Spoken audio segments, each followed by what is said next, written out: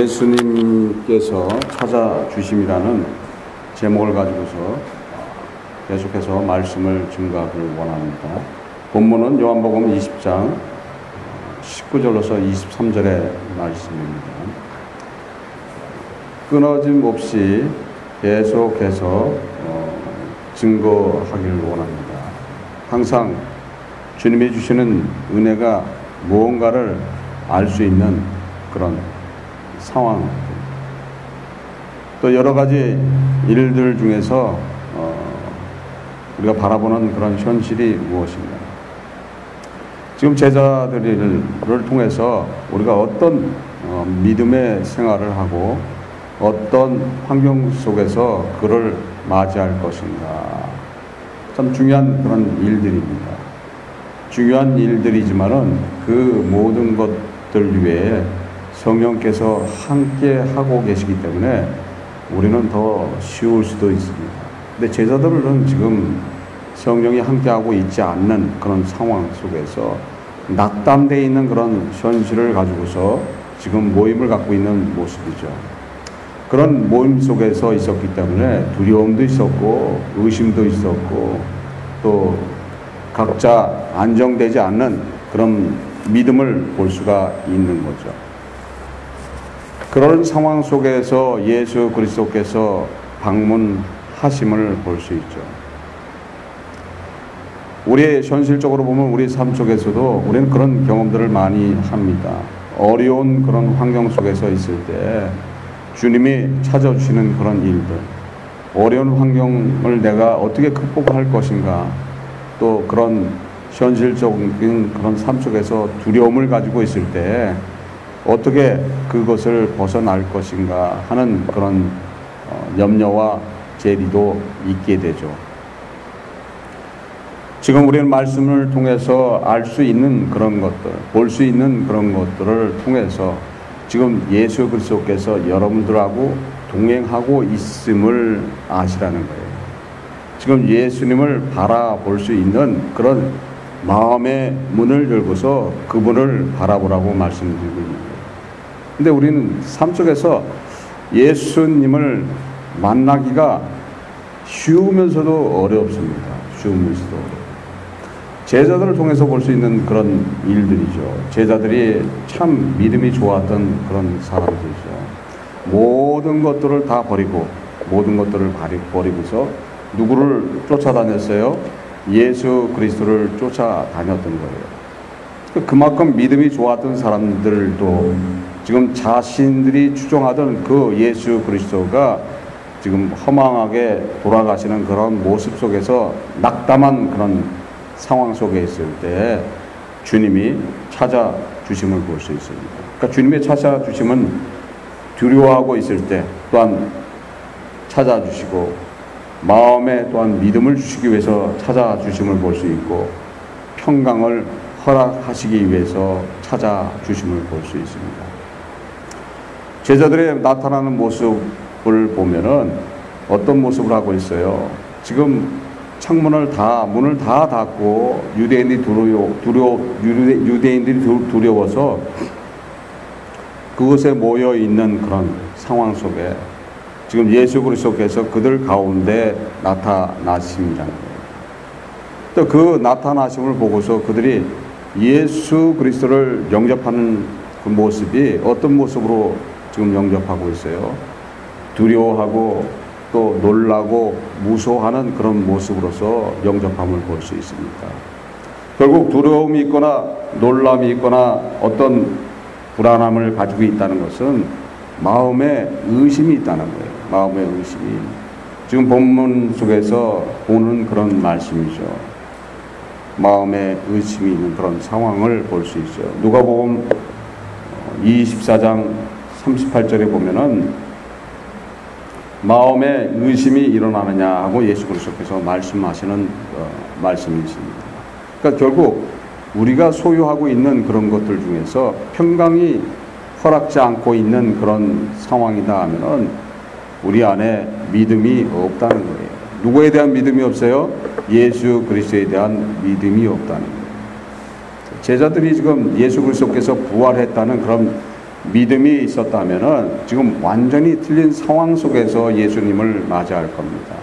근데 그렇지 않은 상황 속에서 지금 맞이함을 볼 수 있죠. 여러분들은 과연 예수님을 어떤 모습 속에서 지금 영접하고 있습니까? 여러분들 마음 안에 두려움이 있고 염려가 있고 재리가 있고 근심 걱정이 있다 하면은 결국 누구에 대한 믿음이 없는 거예요?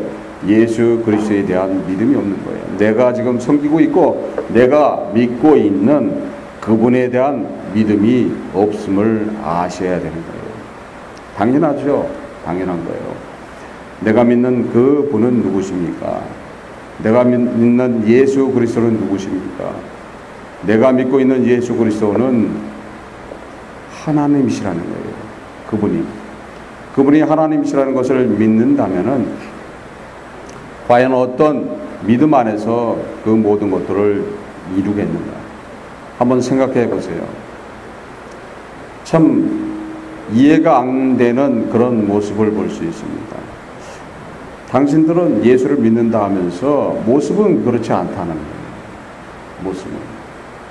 예수를 믿는다 하는데 어떻게 예수 믿는 사람이 저럴 수 있는가? 어떻게 예수 믿는 사람이 모습이 전혀 예수 믿는 그런 경건과 거룩함이 없다는 거예요. 현 교회에 나타나는 아주 문제점이라고 볼 수 있죠. 그래서 자신들은 거룩하고 경건하고 예수를 믿지 않는 사람들은 부정되고 죄악되고 저주로 가는 사람처럼 마치 대하고 있는 그런 현실을 볼 수 있습니다. 예수 그리스도께서는 결코 그렇게 안 하신 거예요. 모든 사람들을 품에 안으신 거예요. 모든 사람들을 품에 안으시면서 특히 자신이 선택한 그 영혼에 대해서는, 자신이 선택한 자녀에 대해서는 자신의 생명으로서 하나님의 은혜가 임하게 해 준다는 거예요. 그거를 알으셔야 된다는 거예요. 그럼 우리는 그분을 믿는다면은 우리가 그분을 닮아져 있는 모습이 나타나야 되지 않는가 이렇게 생각합니다. 그런데 그런 모습이 전혀 없다는 거예요. 전혀 없으면서 예수를 믿고 있다. 참 이해가 안 가는 그런 모습을 볼 수 있습니다. 이야기가 어려워요. 어려워. 예수를 믿습니까? 예, 예수를 믿습니다. 근데 모든 모습 속에서 그렇지 않다는 거예요. 혈기가 있고 분이 있고 남을 정죄하고 있고 남을 판단하고 있고 또 남들을 위해서 희생하는 데는 눈치를 봐가면서 이리저리 자기의 모습을 감추는 그런 모습이 나타나고 있으면서 자신이 예수를 믿고 있다 하고 예수 그리스도를 주로 섬기고 있다 하면 그것이 맞는 말이냔 말이에요. 예수 그리스도께서는 결코 그렇게 안 하셨어요. 예수 그리스도께서는 어떻게 하셨어요? 모든 사람들을 품에 안았어요. 특히 자신의 제자를 품에 안았어요. 눈앞에서 극악하게 지금 부인하고 있는 그 예수, 베드로도 어떻게 했습니까? 그냥 묵묵히 품에 안고서 십자가에 돌아가신 분이 우리 주 예수 그리스도시라는 거예요. 그뿐 아니라 십자가상에서 지금 그 앞에서 모욕하고 있는 모든 사람들을 향해서 다 용서하시는 그분이라는 거예요. 그래서 자신의 희생을 통해서 하나님의 무한한 사랑이 임하게 해 주신 분이 우리 믿고 있는 주 예수 그리스도시라는 거예요. 근데 내가 믿는 예수는 지금 그분이 아닌 것처럼 지금 따라가고 있는 거예요. 마치 옛 조상들이 믿고 있던, 옛 사람들이 믿고 있던, 우리 조상들이 믿고 있던 그런 섬김을 가지고 있던 그런 잡신을 섬기는 것처럼 그런 모습을 하고 있는 거예요. 잡신을 섬길 때는 얼마든지 할 수 있잖아요. 아침에 정황수를 떠놓고 그 잡신한테 기도합니다. 기도하고 뭘 기도해요? 기복에 대해서 기도를 하겠죠. 그러고 나가서는 세상적으로는 마음대로 사는 거예요. 혈기도 되고 분도 내고. 근데 가만히 보니까 지금 그리스도를 믿고 있는, 예수를 믿고 있는 사람도 똑같이 살고 있다면 결국 자기가 믿고 있다 하는 예수 그리스도를 지금 어떻게 취급하고 있는 거예요? 잡신으로 취급하고 있는 거예요. 잡신으로. 우리가 믿고 있는 예수 그리스도는 하나님이시라는 것을 믿으셔야 된다는 거예요. 과연 하나님을 믿고 있으면서 자신이 그런 모습을 할 수 있느냐 이거예요. 하나님이 얼마나 무섭고 두려운 분이에요. 하나님은 무섭고 두려운 분이에요. 결코 하나님은 우리가 직접 뵐 수가 없는 거예요. 우리는 예수 그리스도가 아니면 결코 하나님을 만날 수도 없는 것이고 하나님의 은혜도 허락받지 못한다는 거예요. 우리 첫 조상의 실수로서 하나님과 단절됨으로써 하나님으로부터 사실 버림을 받아버린 거예요. 하나님으로부터 버림을 받고 나서 예수 그리스도 아니면은 그분과 만날 수도 없고 그분의 자녀로 되돌아갈 수도 없다는 것을 알아야 되는데도 불구하고 우리는 그 주 예수 그리스도를 알기를 우습게 알면서 살아가고 있는 모습을 볼 수 있습니다. 그러니까 우리 안에 두려움이 있고 염려가 있고 의심이 있다 하면은 결코 그 사람은 예수 그리스도와 동행하고 있는 그런 분이 아니라는 거예요. 스스로들 알고 있을 겁니다. 의심이 있으면 안 되는 거예요. 근데 의심들은 많아요. 의심들이 많아요. 그래서 의심들 특히 물질에 관계되면은 의심이 더 많아져요. 내가 돈이 있어서 지금 10,000불이 있다고 쳐요. 10,000불이 있어서 갑자기 은행에 이걸 돈을 갖다 놓아야 되는데 시간이 없어. 시간이 없으니까 누군가를 시켜요. 이거 좀 은행에 입금을 시켜달라고. 그럴 때 어떤 모습이 나타나는가를 한번 볼 수가 있어요. 그냥 맡겨놓고 그냥 믿는 사람이 있고 부탁하고도 안절부절이야. 부탁하고 안절부절이니까 어떻게 되는 거예요? 지금은 이제 전화기로도 입금이 됐나 안 됐나 확인되잖아요. 그러니까 수십 번도 더 전화기를 열어서 은행에 확인을 해요. 입금이 됐나 안 됐나. 근데 이 사람이 예를 들어서 시간이 갑자기 다른 일이 볼 일이 있어서 한 2-3시간 후에 입금을 한다 그러면 그 안에 그 사람은 초조해서 죽는 거예요. 근데 장로라고 그래. 그러면 그게 어떻게 되는 겁니까? 우리는 어떤 상황이든지 믿어야 된다는 거예요. 어떤 상황이든지 믿어야 되는 거예요. 왜 믿어야 되는 거예요? 지금 여러분들한테는 보혜사, 성령, 하나님께서 와 계신 거예요. 우리를 지키고 보호하고 계신 거예요. 우리가 손해보는 거 그분이 허락할 것 같아요? 그렇지 않다는 거예요. 우리가 하나님의 자녀가 돼 있다면은 그분은 우리를 확실하게 보호해 준다는 거예요. 어떤 모습 속에서도 보호하시는 분이 우리 주 예수 그리스도시라는 것을 믿어야 된다는 거예요. 그래서 우리 안에 의심이 있다 하면은 지금 즉시 버려야 된다는 거예요.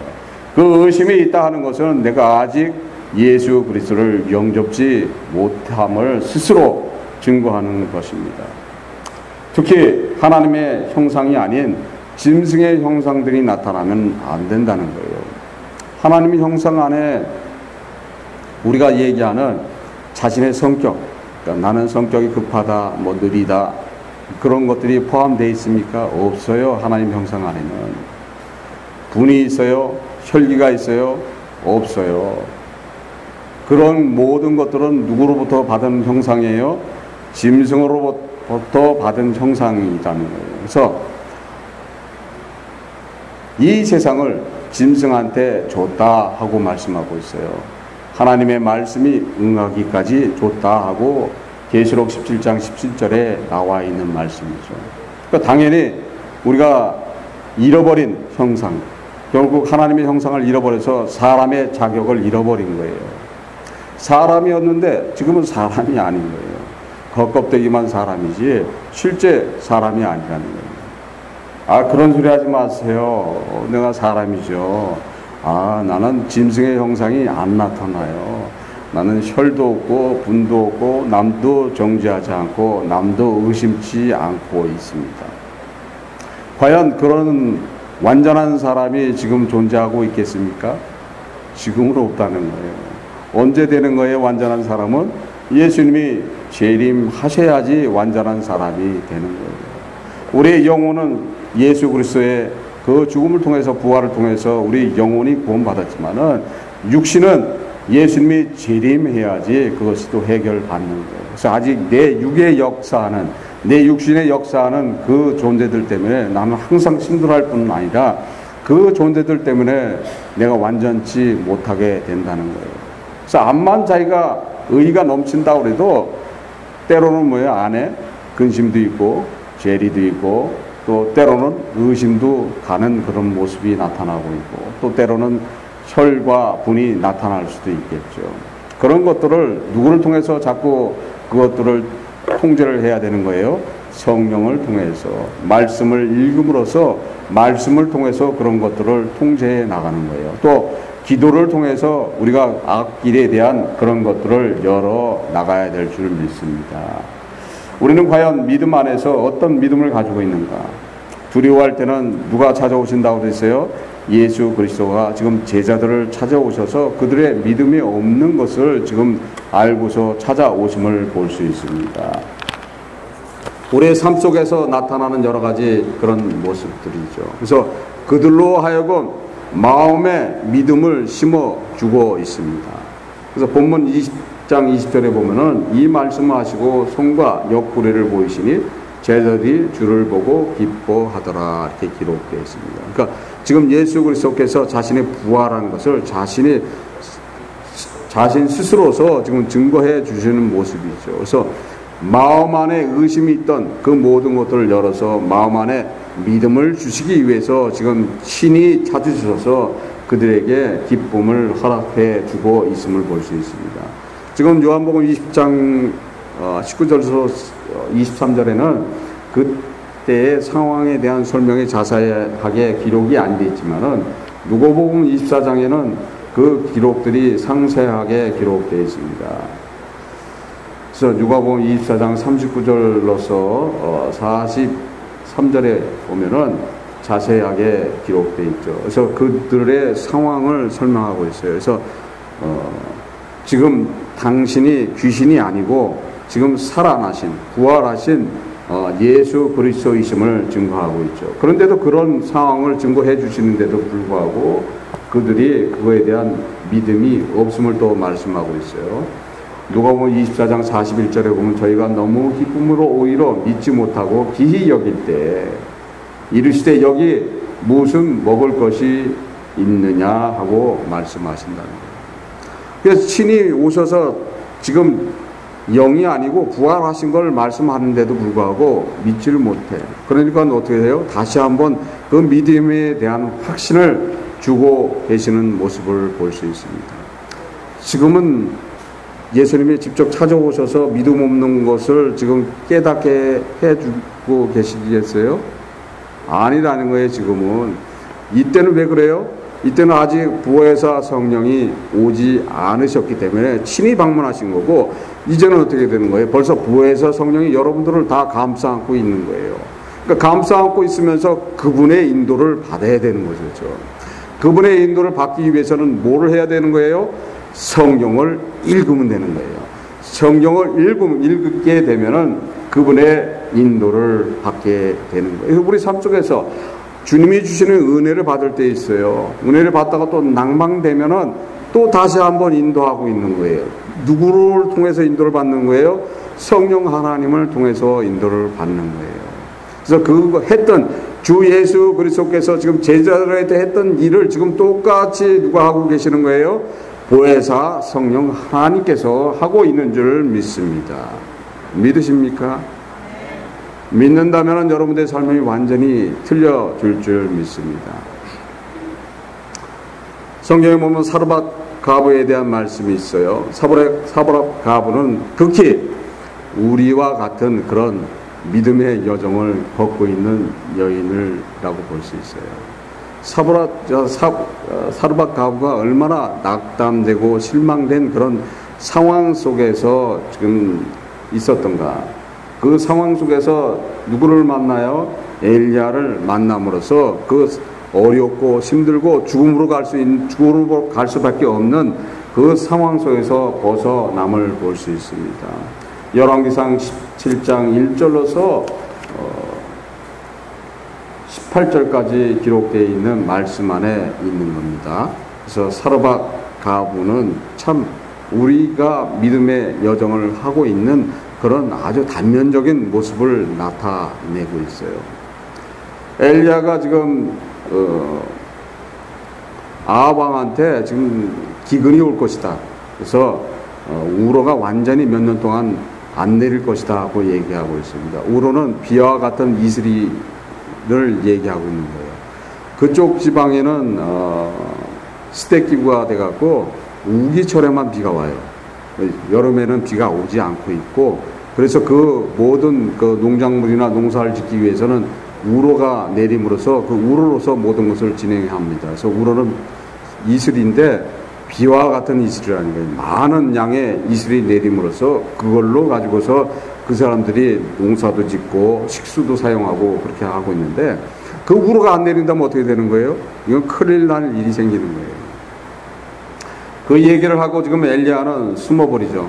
그래서 하나님께서 요단 앞을 시내가에 숨기시고 까마귀를 동원해서 떡과 고기를 날라다 줍니다. 또한 그 시내물을 먹게 하시는데, 가뭄이 오니까 그 시내물도 마르게 되죠. 마르게 된 후에 지금 하나님께서 다시 엘리야한테 말하기를, 내가 한 과부를 준비해 놨으니 그 과부한테 너를 섬기게끔 해놨다. 그래서 네가 그곳을 가라. 그러니까 사르밧으로 가면은 준비되어 있는 그 여인을 만날 것이다 하고 말씀하십니다. 그 말씀대로 지금 사르밧으로 가서 성문 앞에서 한 과부를 만나게 되죠. 그래서 그 과부, 사르밧 과부는 지금 어떤 상황 속에 있어요?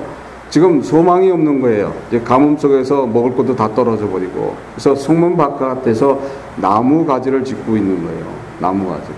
마지막으로 그 나무 가지로 불을 떼어서 자신이 남아 있는 양식을 가지고 떡을 만들어서 이제 그걸 마지막으로 먹고 이제 이 세상을 떠날 각오를 하고 있는 그런 상황 속에서 엘리야를 만나게 되는 거죠. 근데 엘리야는 벌써 누구의 말씀을 받고 간 거예요?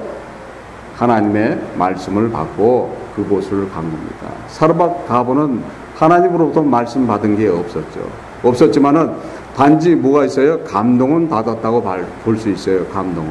감동을 받았다는 것은 어떻게 알 수 있냐면은 엘리야가 얘기할 때 그 모든 것을 받아들임을 볼 수 있습니다. 엘리야가 그 여인한테 물 한 그릇을 요청합니다.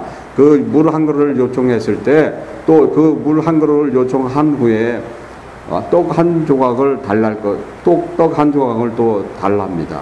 그때 사르밧 과부가 말하기를, 자신의 지금 가지고 있는 가루, 그러니까 떡을 만드는 그 가루가 있는 통과 또 기름이 있는 통 안에는 한 끼의 식사밖에 없다고 얘기해요. 남은 것은. 그때 지금 엘리야는 그 떡 중에서 한 조각을 만들어서 자신을 줄 것을 얘기하고 있어요. 그렇게 되면은 가뭄이 끝날 때까지 가루에 있는 통과 기름의 통에 그 모든 것들이 마르지 않고 그때까지 먹을 수 있다 하고 말을 해줍니다. 근데 사르밧 과부가 그 말을 믿고 가서 그대로 합니다. 그래서 떡 조각을 한 조각을 띄워주고 나머지를 자기와 자기 아들을 주고 그걸 먹습니다. 그래서 사실 끝난 거 아니에요. 끝났지만은 믿고 행했다는 거예요. 그래서 믿을 때에 그 믿을 수 있다는 것이 결국 누구의 감동이었던 거예요? 하나님이 감동을 시켜놨다는 거예요. 그래서 믿고 모든 것들을 했지만은 또 거기서 변화되어 있는, 바뀌어 있는 그런 모습이 나타납니다. 그러니까 지금 사르밧 과부는 지금 마지막 순간에 이제 이 떡을 먹고 이제 죽음으로 갈 수밖에 없는, 이제 희망이 없는 거예요. 희망이 없는 상황 속에서 마지막으로 얘기하는 어떤 사람이 와서 얘기하는데, 네가 나한테 떡을 하나 주면은 그 남은 떡 중에서 나눠주면은 그거를 나한테 대접하면은 하나님께서는 네가 가지고 있는 그 가루통과 기름통이 마르지 않게 해줄 것이다 하는 마지막 남은 그 소망과 믿지 못하는 그런 이야기를 믿고 따라가니까 어떻게 된 거예요? 진짜 마르지 않았다는 거예요. 마르지 않았어요. 근데 마르지 않았지만은 그 마르지 않은 속에서 지금 사르밧 과부가 해야지 될 일을 안 하고 있음을 볼 수 있습니다.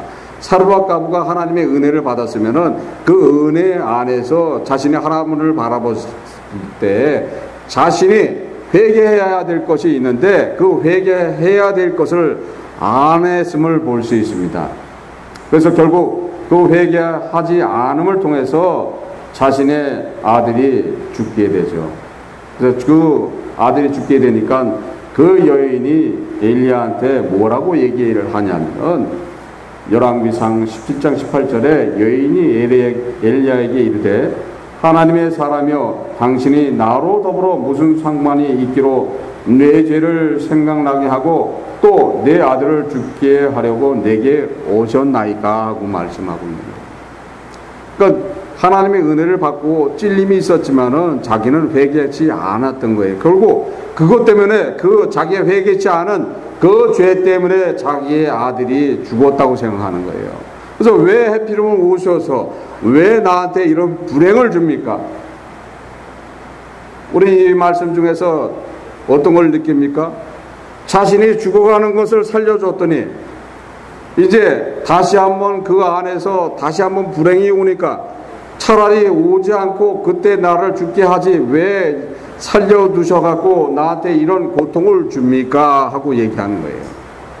또 자기 죄에 대한 회개를 안 한 거에 대한 것 때문에 온 저주라고 또 이야기하고 있고, 그렇게 우리 삶 속에 나타나는 그런 믿음을 볼 수 있습니다.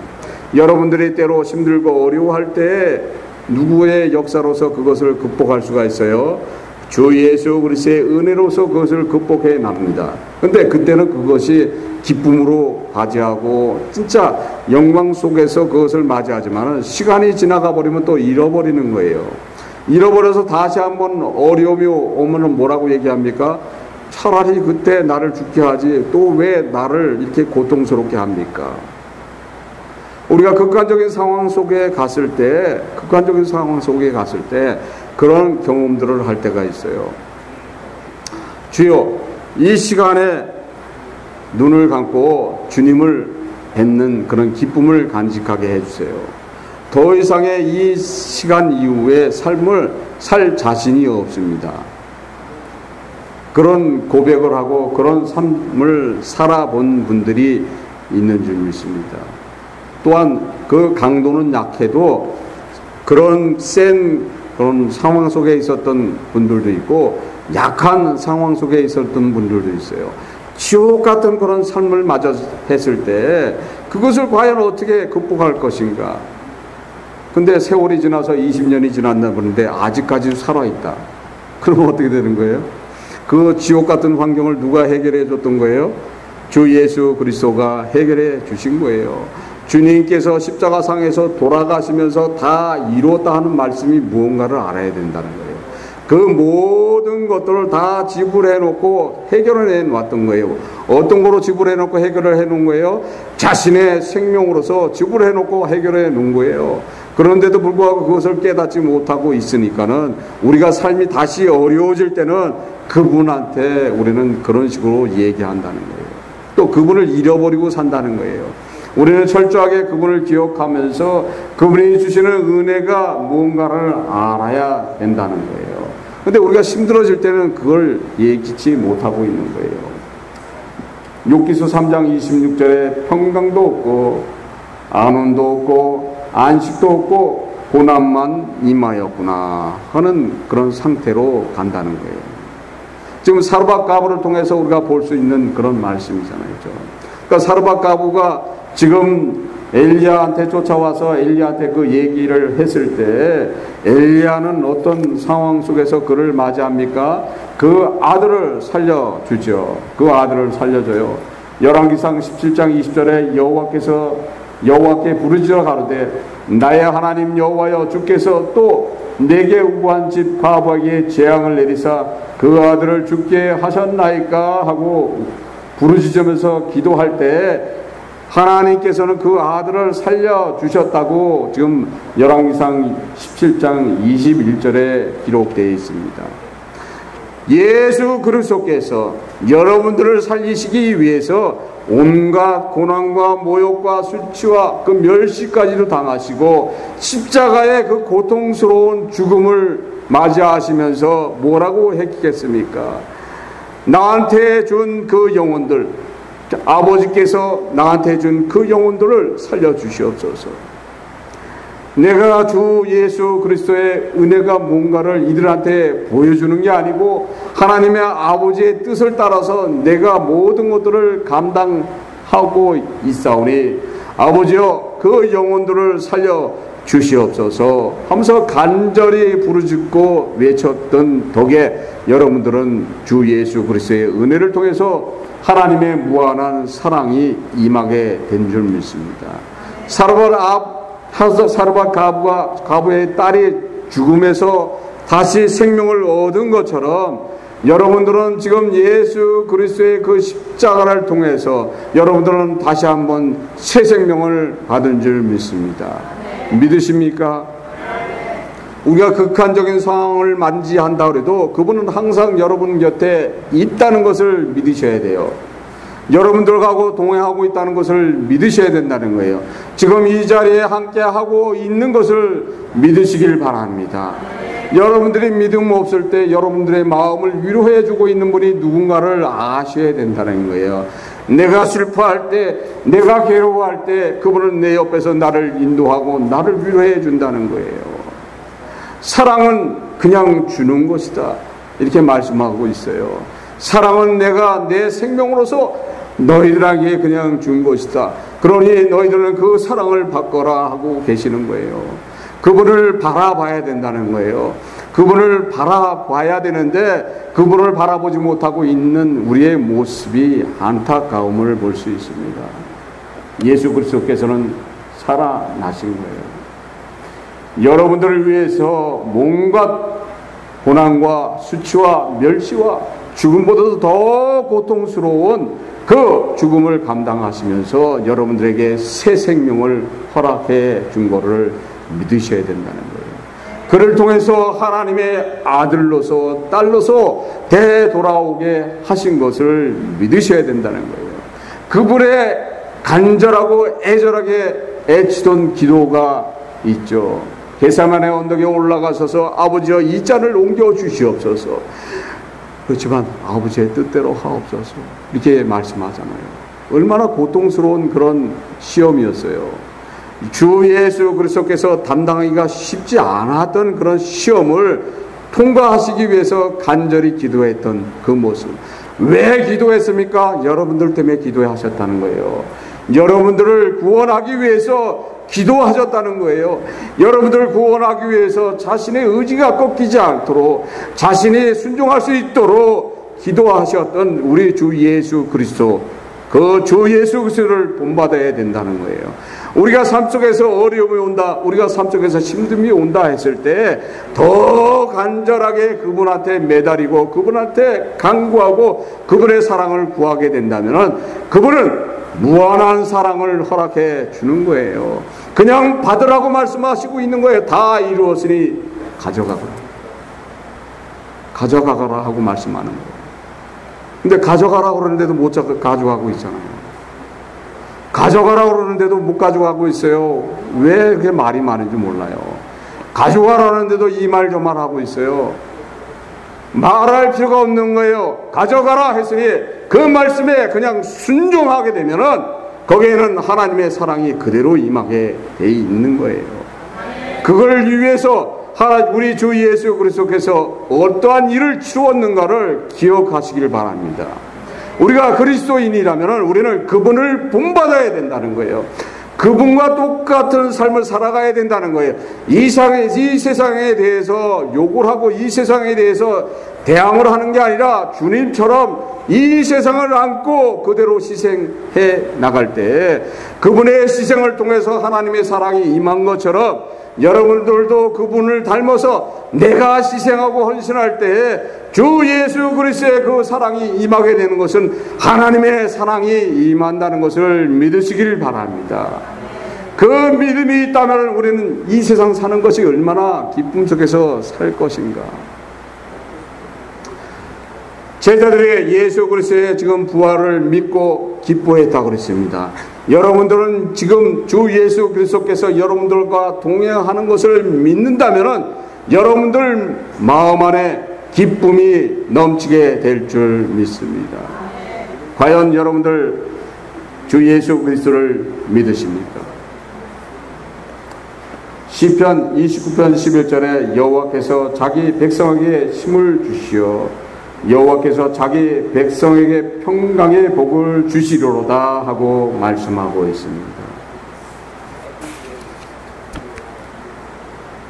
우리 주님께서는 여러분들을 살리시기 위해서 어떤 일을 했는가를 잘 기억하시고 그분이 주시는 은혜가 무언가를 기억해 주시길 바랍니다.